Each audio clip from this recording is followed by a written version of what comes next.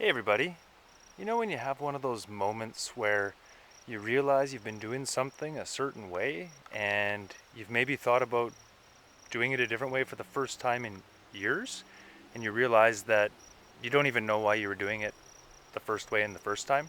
Haha, none of that probably makes sense, but here's my example. Doing the greenhouse, I was in there today and there's a bee, and the bee was struggling, and it was struggling to get out. It had come inside and was flying up and just couldn't find a way out. And I was thinking about it, and I helped rescue it is what I ended up doing. But I thought to myself, wow, there's a lot of pollinators that end up in this greenhouse, and they get trapped, and is there a way that I can help them? And I thought about the window I have on the greenhouse, and I looked at it and I said, oh yeah, that window, that might, if I could open that up, why don't I open it? Why do I have that nice screen door material over that window? And then I thought to myself, and I said, I don't know why I have that screen door material over that window. I don't know what I'm trying to stop from climbing through the window.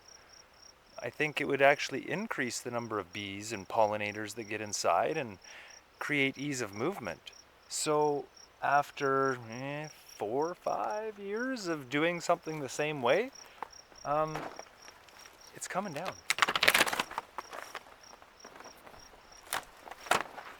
And it's not going to go back up.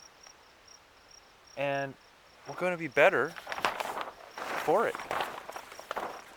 And the other efficiency that I figured out while I was thinking about this is I'm often on the inside of the greenhouse stapling this window up on those really cold nights to avoid any frost issues.